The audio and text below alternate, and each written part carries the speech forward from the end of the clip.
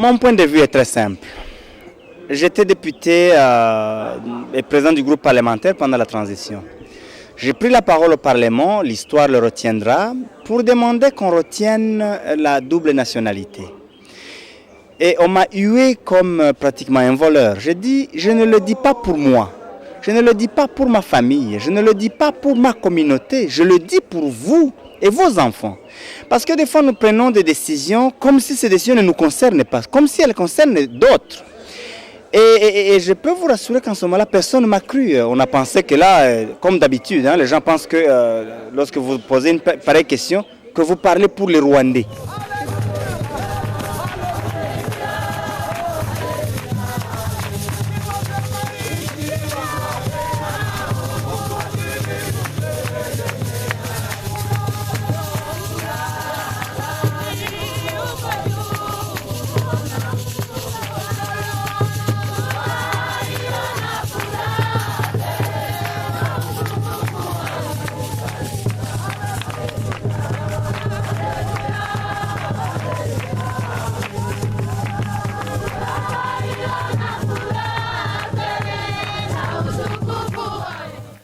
Bandeko Balandi, il y a les amis de Wechi, médias d'information ya diaspora, bana poto bana mokili mobimba ndenge kaka toyebisaki bino, ba oyo balingi kolanda information ya solo, information pour biso ba les amis de Wechi tokotaka partout, ba balingi kolanda information ya solo, site za moko, wape balingi kolanda ba bla bla, ba makambo ezolo ba maloba ba awa na ba ovandika na ndako fungoli site, osali oche bla bla.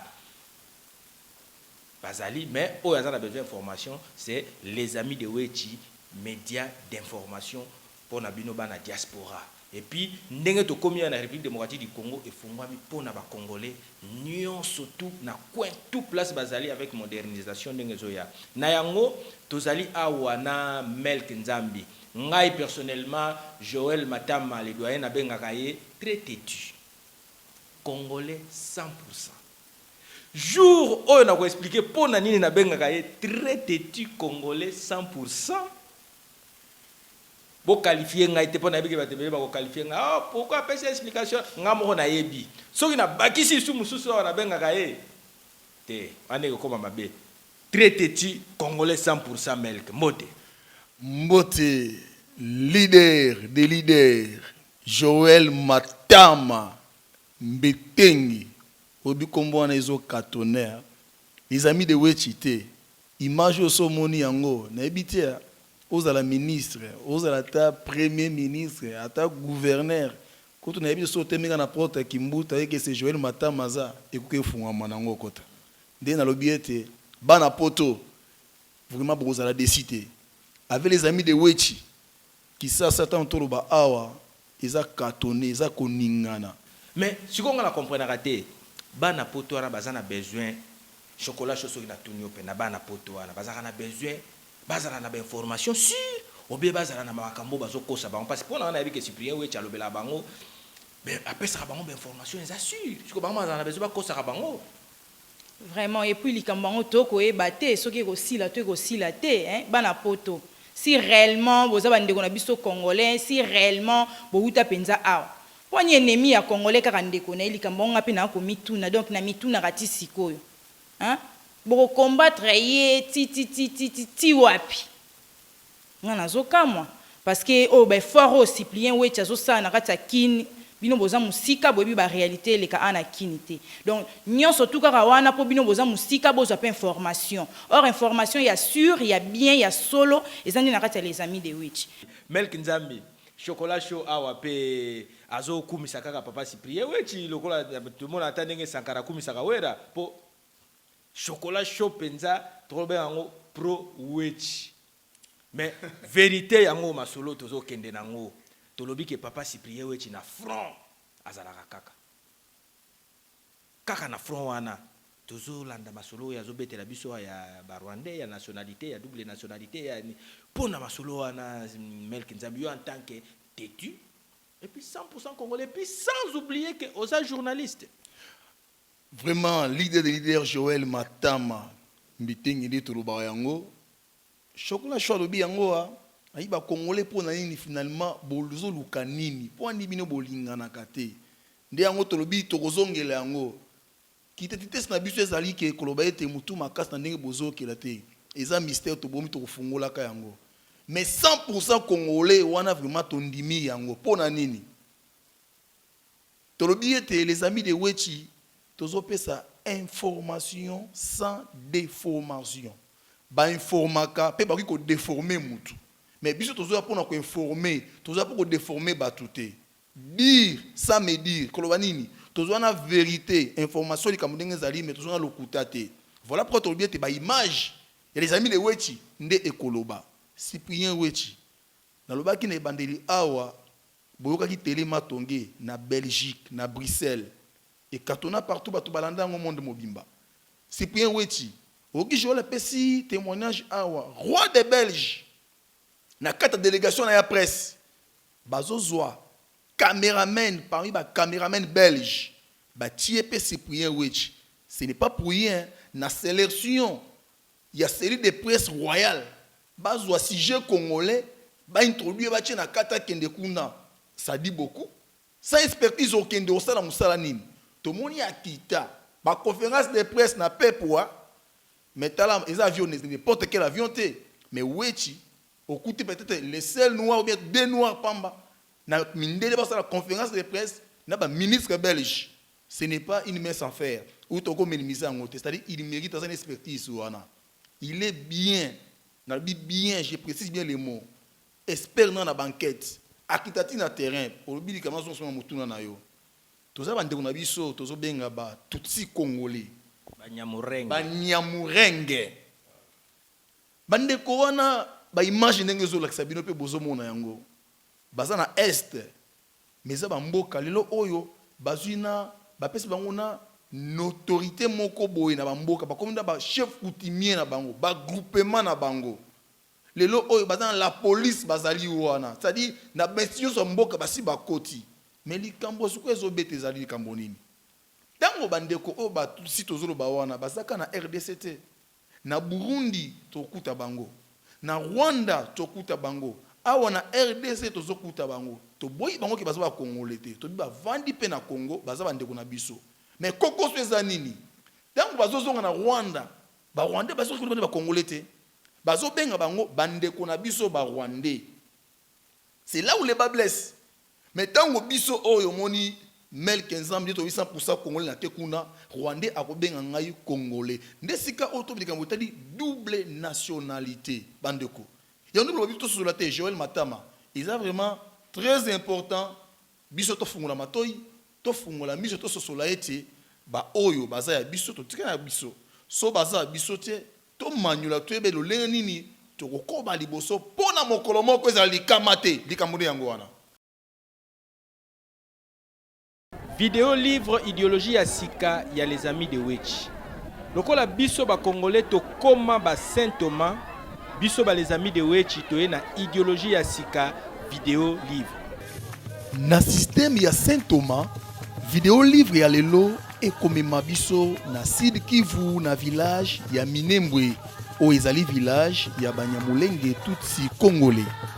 Banyamulenge yango bananyo na système ya vidéo livre ba image yango moko nde ekoloba sans tabou. Polele awa toza na village Minembwe bolanda ndenge papa Ruberwa papa Nyamugabo lolenge bazali koyamba gouverneur ya Sud Kivu. Gardez à vous. Tête trottez.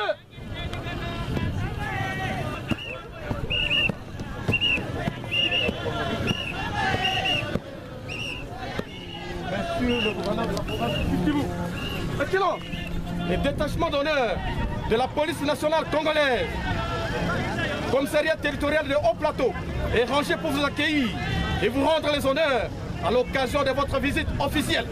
Je vous invite à passer les détachements en revue. Commandant de détachement, commissaire supérieur adjoint, Sougolela, achèvement.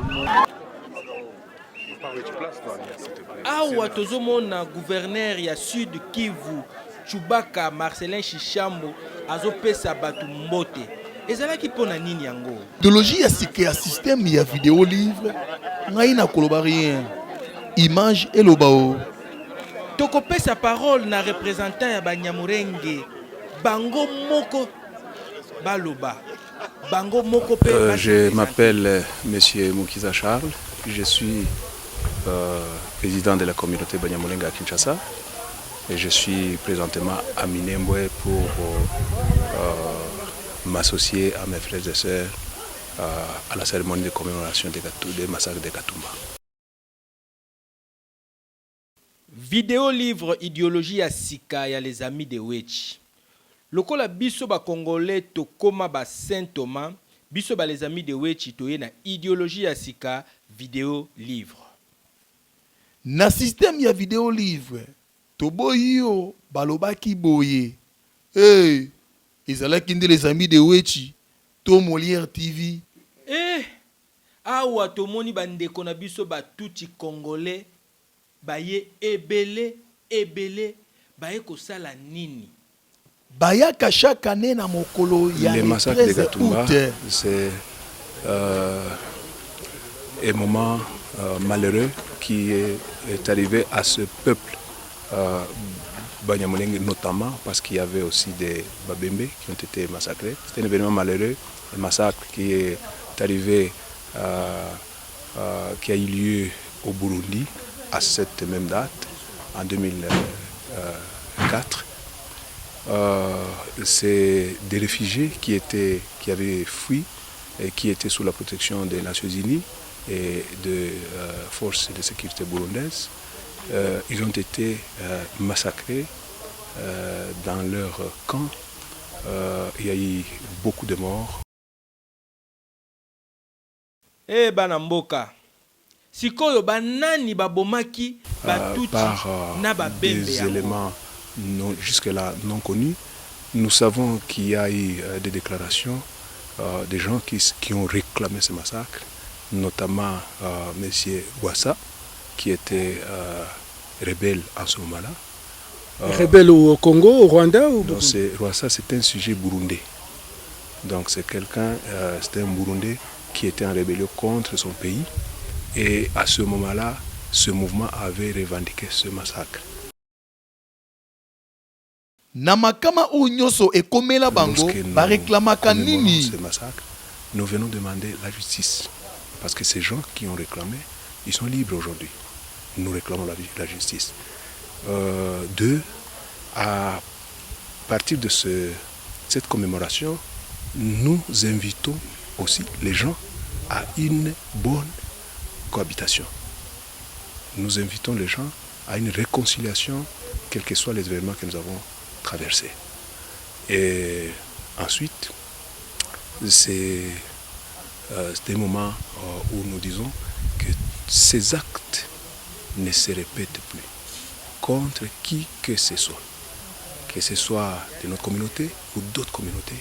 Nous ne voulons pas, nous haussons le ton pour dire que nous ne voulons pas entendre ou voir encore des événements pareils, que ce soit en RDC ou même ailleurs. Debout, Congolais, unis par le sort, unis dans l'effort pour l'indépendance. Massacre Oye Salamaka na Boutou ya le 12 au 13 août 2004. Chaque année, badat Oyo, batutsi congolais, bakutanaka, pe babandaka na hymne national. Na système ya vidéo livre, idéologie o, yasika, image, eloba, mukunu pemi lobela yo mokwe. Dans la tête, citoyen, Antonin, l'hymne sacré de notre solidarité, fièrement saluer l'emblème de votre souveraineté, Congo, don béni, Congo, des aïeux, Congo, au pays, Congo,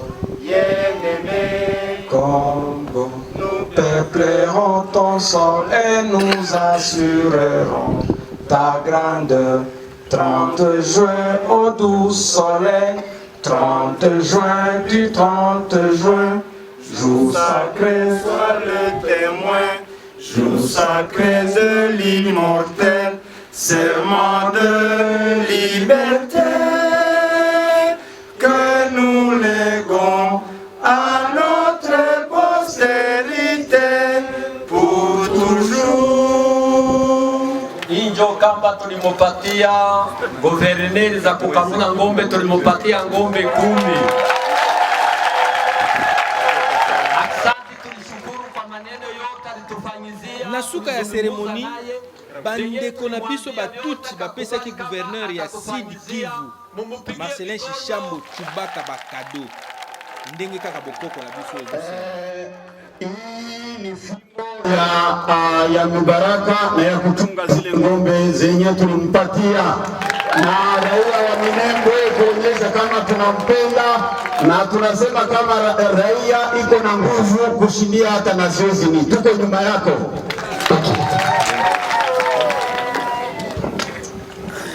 Yende ngongora kukamera mamata izonka.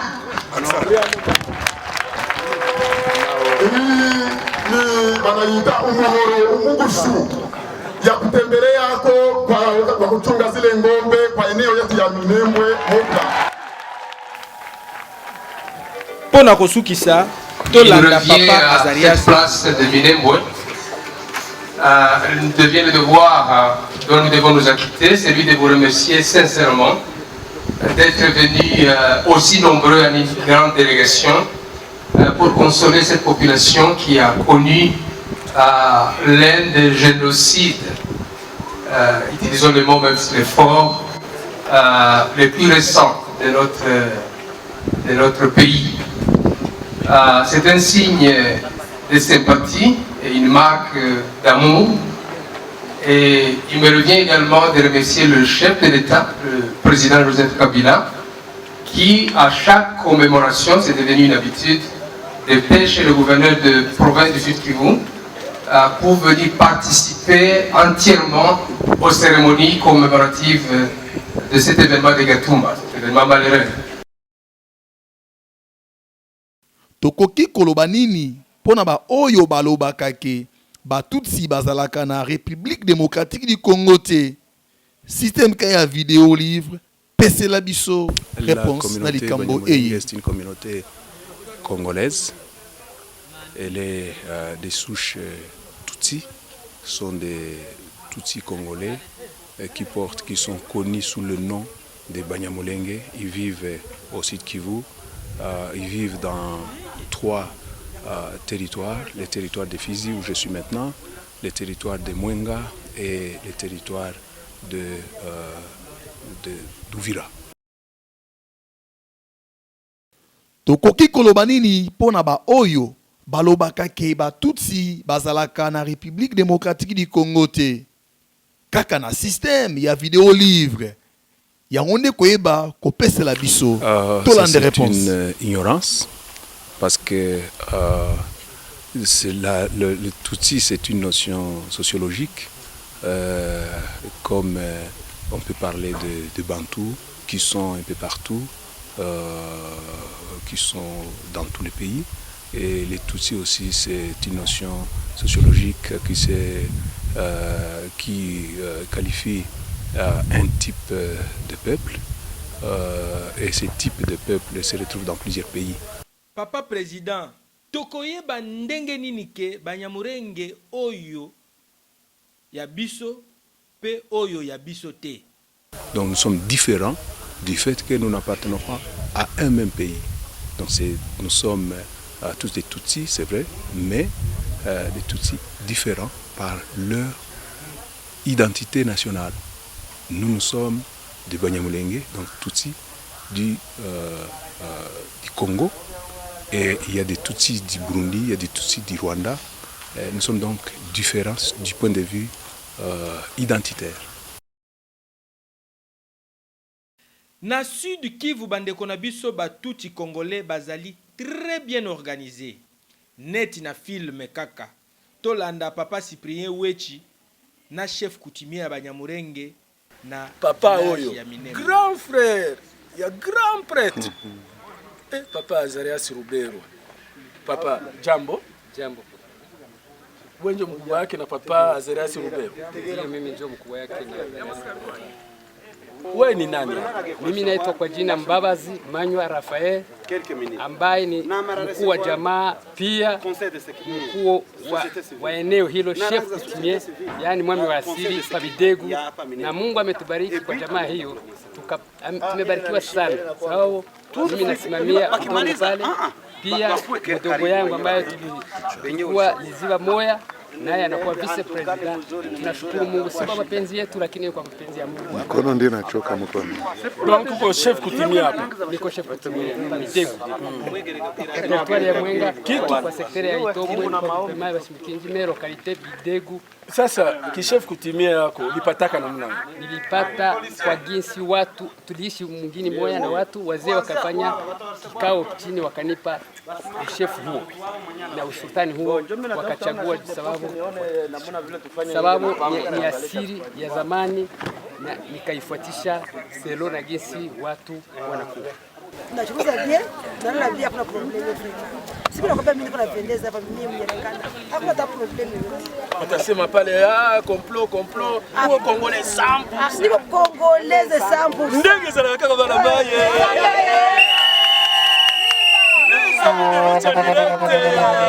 Viva viva viva viva viva viva viva.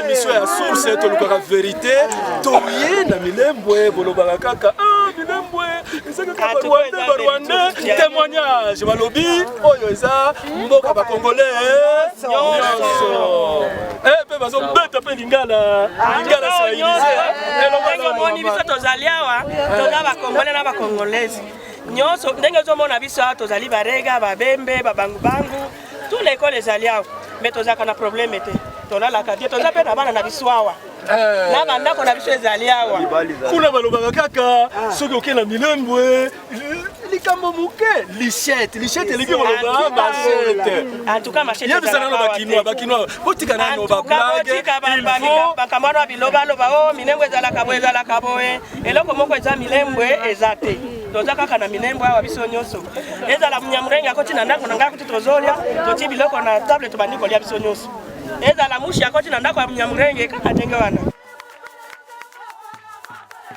Tokobanda kosukisa video livre na biso na débat. Pona kosukisa na video livre ya lelo sur la découverte de tous ces Congolais sans tabou. Débat ya lelo ekozala ya double nationalité. Papa sénateur Nyarugabo ye asengaka double nationalité. Est-ce que asengaka pona Banyamurenge ou bien asengaka yango pona batutsi nyonso ya Rwanda ou bien ba o ya Burundi? Question wana eyano ezali te na système ya vidéo livre ye moko papa Nyarugabo ayano la biso. Vidéo livre. Mon point de vue est très simple. J'étais député et président du groupe parlementaire pendant la transition. J'ai pris la parole au Parlement, l'histoire le retiendra, pour demander qu'on retienne la double nationalité. Et on m'a hué comme pratiquement un voleur. Je dis, je ne le dis pas pour moi, je ne le dis pas pour ma famille, je ne le dis pas pour ma communauté, je le dis pour vous et vos enfants. Parce que des fois nous prenons des décisions comme si ces décisions ne nous concernent pas, comme si elles concernent d'autres. Et je peux vous rassurer qu'en ce moment-là, personne ne m'a cru. On a pensé que là, comme d'habitude, les gens pensent que lorsque vous posez une pareille question, que vous parlez pour les Rwandais. J'ai dit non, c'est vous. Maintenant, ça nous rattrape. Le fait que nous ayons beaucoup de Congolais qui ont la nationalité belge, qui ont la nationalité française, qui ont la nationalité américaine, qui ont la nationalité canadienne et d'autres, on aurait dû y penser. Il y a des gens qui n'ont pas la double nationalité, mais dont les enfants étudient en Belgique et dans tous ces autres pays et ils ont acquis la nationalité de ce pays. Ne pas penser à ça, c'est de ne pas comprendre qu'un jour nous allons devoir appliquer la loi. C'est penser qu'on vote la loi ou la constitution simplement à déposer dans les tiroirs. Aujourd'hui, ça nous rattrape. Donc, je crois qu'aujourd'hui, nous devons être conséquents avec nous-mêmes. Nous avons voté une constitution où la nationalité est une exclusive. Alors, avant que cela ne change, tous ceux dont les preuves sont établies qu'ils ont la double nationalité, avant qu'ils n'aient renoncé et avant qu'ils n'aient été réhabilités, ils doivent démissionner. Ils ne doivent même pas attendre qu'il y ait des procédures. Normalement, en ce qui me concerne, ils devaient rendre l'établi.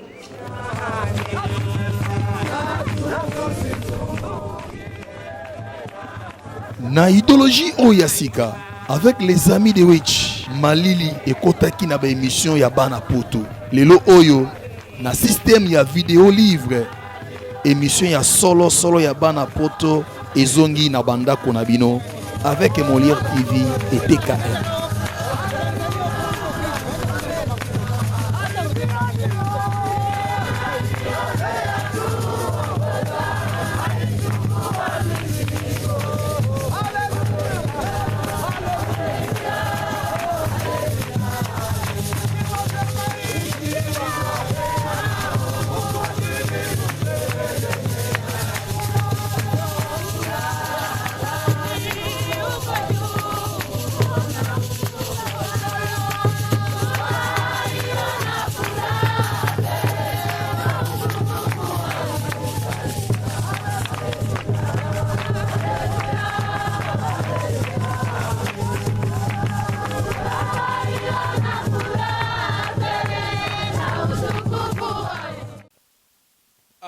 Bala poto bouti kolanda image oyo ba congolais partout oyo bazali na mukili mobimba ba mesana ko ba information na site na bino ya les amis de Wechi, site d'information pour na bana diaspora. Melk Nzambe, les têtus congolais 100%. Touti kota la image ya mélange ya ba luba na ba mbunza omoni yango ndeni. Mais oui, leader Joël Matama, mais na moni longa mbuza ta moko te ata muluba ndo esekisi ngai yo ko détecter mbuza tala mbuza ngana bi mbuza malamu nebi mbuza malamu obinga noko mbuza nebi muluba malamu obinga mona baluba nacho mutuna te weba yango akomo kendilia na réponse nango na baki na koyebisa bino tina ni na benga keteti 100% à 100% congolais. Mais na moni longi mbunza ata moko kuna te. Na moni longi ata moko ya muluba te. Mais na moni ke longi ya congolais. Ozo comprendre nga? Oui, Melk nga na moni longi kaka ya ba tusi congolais, na moni ba ndeko na biso ba congolais wana ebele. Olobi ya solo. Baza ba nyamurenge. Baza na Congo. Baza ndona biso poni baza na Congo. Na oye biso disposition ya constitution biso ezo reconnaître bango. Baza na Congo. Mais baza pe na Rwanda. Baza pe na Rwanda. Mais mbuza kuna muluba kuna na Rwanda zate. Na Rwanda zate. Ndena yango tozobisa bana poto. Bino ba oyo bo changer déjà ba nationalité. Tala. Au moins biloko tozolo bango eza sentiment te. Eza pona ko sepelisa te. Eza pona nini te pona ko boya ta mute nabi. Banyamurenga na baza bandeko na biso ba congolais. Mais likambo ezali nini? Tulandi ba image. Bango ndenge baza wana lelo oyo ba oki okoma ba vrai congolais puisque bino wana oboza na poto. Okoma belge, okoma américain, okoma français, okoma suédois, okoma canadien, okoma je sais quoi na oki koloba yango. Mais un jour oza na risque na mboka tobi kozonga surtout ebioto benginga yo 100% congolais mel ko ebinga tenga mwana okona wana bi na yebi yote. Mais nyamurenga bengi na bi yaka ndeko na za congolais. Iza mibeko ya mboka.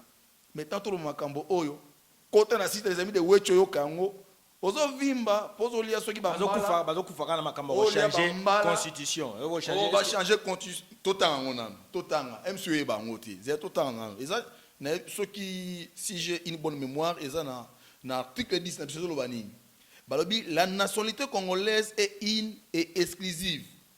Elle ne peut être détenue concurremment avec aucune autre. La nationalité congolaise est soit d'origine, soit d'acquisition individuelle, et congolais d'origine toute personne appartenant au groupe ethnique dont les personnes et les territoires constituaient ce qui est devenu le Congo, c'est-à-dire présentement ou aujourd'hui la République démocratique du Congo. Comme le cas, il y a une image Oyoboye, Banyamurenge. C'est-à-dire, groupement la bangoza reconnu na sol congolais. Ba yebani ete baza ba congolais. Mais bino ndenge boza wana bosi bo changer na bino nationalité. Balobi ya biso eza in et exclusive. Et sili Nyamurenge aza congolais puis yo communauté 100% congolais Melk Nzambi. Mais yo si je belge d'origine congolaise nengozana, tu n'es plus encore reconnu par rapport aux tests légaux qui régissent notre pays. Yoka danger ozo gete bino. Dès la moto zolo baete. Tant bazolo bino likambo oyo. Et c'est pour l'avantage na bino. Ba reconnaître que double nationalité. Oza Congolo botama awa. Aucun États-Unis ont changé nationalité. Mais tant oye na mboka to yamba yo mwana mboka. Pona to bungisa yo te. Pona origine makili bakoko na ebunga te. C'est ça d'intervention biso to ba awa. Mais tant ozo bengola d'information, ozo moneti blague, o moneti bagie. Et taliwa boza bandoki bino. Très têtu, Melk Nzambi, 100% congolais. À défendre l'intérêt à Congo. La constitution na pointe. Bala poto masolo eza grave, Pour na kozo masolo yo, si te zalaka kaka moko na monde mobimba. Surtout bana Congo balingi mboka na bango, si te zalaka moko. 3W les amis de rdc.com. Oui, bakisa. Obe ko zandengo zawana nebi ka mito zo mata poka mi foto tiniko zo kende poto ka minite ndengo zawana po ibisa bango be mafara fa bomu na bango obi lo musu ezo pesa kanda oko zandengo vanda no vimba na poto obi ngai boye na boye mekeba ni famille ezali awa yondo changer nationalité yondo changer yo moko mais famille musu etikala awa mais oza problème sous na fa bigite famille na bino na mboka eza boye ou bien na kisasa awa esengeli oya ozata ko musuna ko lebemba ko konoa okon kuna biso babi lelo étranger moko akokita awate mais congolais akita o mituni mengai boye mais biso tozo bengo noko mais mibe ko mboka ko bengo za étranger okolela ndengonga yango yo botika ba aventure to makambo oyo na motema mobimba eza ba jete eza black te lelo boki ko négliger yango. Mais lobby après 5 ans, après 10 ans, et au côté binomoko. Lobby kakate bandeko balandi o na ucho bisabino ke bolandaka 3W les amis de Wechi média d'information pour la diaspora toto pesa bino information ya solo kaka kala mingi te ya élection ko sala na Congo basenga ki bato ya diaspora ba voter. Oko voter na nationalité nini po banyamurenge ba voter na bango. Maman. Mais banyamurenge ba voter. Sans problème. Si c'est qui d'abord problème sur yango wana. Corneille Nanga tosaki ndomoni na bambunza o lo bio luke bambunza mo na bangote balubo loke na bangote tilelo o na bambunza ba rolé bangote na baluba ba rolé bangote mais na banyamurenge ba rolé bangobe basiri bango nyoso mais baza ba congolais baza bandeko na yango Melk sikoyo tangu yele lo oyo 100% congolais Melk Nzambi a telemi a postulé ayant que ça la campagne na toke na Bruxelles na yekuna na Bruxelles na poto ba voter ote ndela lobi yoka ngana ye na poto na Bruxelles na komi banyamurenge pe aye na poto avandi aza candidat aza congolais neti ngai to yeto postuler to yekuna siko to battre campagne na biso obi na sala matuna ngani ne osala nine koleka na kuna tuna ngai yango nazo tuna nine koleka yo voilà na ebisa yo tuna nga malamu neto zo banga Melk Nzambi très têtu oza leader yango la lobby ezali solo mboka nazo tuna yo okomi kolenga neto zo nga eloko nini ekoleka kuna loba tala likambe oleka yango nazo ebiso ngo siko tala nga malamu na biso malamu tala kamera na biso malamu na lobi boy omoni tango kuna yo okomano belge okomano français okomano américain oza congolais te okovote ngate ata naza mona tata mwasi no nokono moninga no tokola ne bona okovote ngate mais nyamurenge ata zaki na ngambo ya giseni kuna na Rwanda mais tango okaki ke bazali ko enrôler bato ayaki ami enrôler ki na carte net congolais mais banoko baza ngambo bapani baza ngambo oyo mais na bisetango ya koya akomi présenter du congolais ça nini akoli nyamurenge akozo ba voix ebele Tant ya koya obandi kolia mbanga o corruption o basali boy batike bakete biso tolobaka ya la phrase mo tolobaka bateki mboka bateki mboka te soki balingi ba voter soki balingi ba participer na masolo ya Congo bobunda pona kozwa double nationalité po soki masolo zo to pesa passe na bato mususu te eza bongo ndenge olobi Joël Matama les grands leaders kaka ndenge olobi soki bolingi bozana kati ya masolo kaka ndenge les grands leaders auti koloba bobunda la vie appartient à encourager donc bon là ça va courage wana ndenge balobaka koyoka sonité zonga mikitisa et amboka na yo salaka ndenge zalaka o mikitisi ozupe ndenge zalaka comme ça to considérer bino neti bana Congo et tant que boaka libanda mais bozoloba bozoganga makambo ngo peka ke eko soit bino c'est quelque part attend bo changer na bino ba nationalité c'est que quelque part na moi c'est wana posa Congo ezakaka koyoka sonité bana poto partout bozali ba combattant le bol ganga lobaka na musika koyoka sonité ozongi ezamboka na yo comme ça double nationalité bana poto bana mokili mobimba ba o mabesana olanda les amis de Wechi tozo koma presque na suka ya émission na biso pona ko chiter eloko pesa nga mawa parce que poto yango wana pe nationalité bo changer na pesa bino pe avantage ata moko te par rapport à ya Congo ko ba no sala ba makambu na yo awape msu ba taxi kuto makasi zo futa na hote eloko pesa nga mawande Cyprien Wechi papa Cyprien Wechi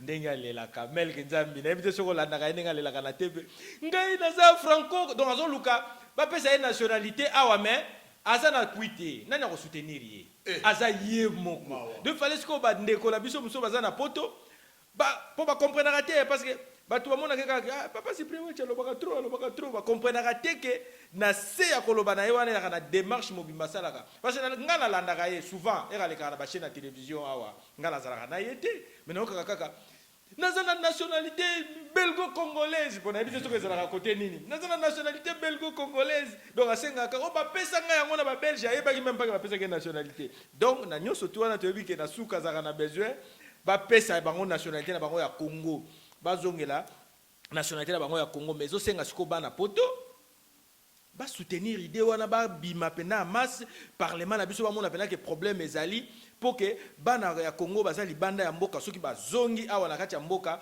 basala misala na bango en tant que ba congolais pona kosukisa Melk Nzambi les très têtu les congolais 100% lobiboni.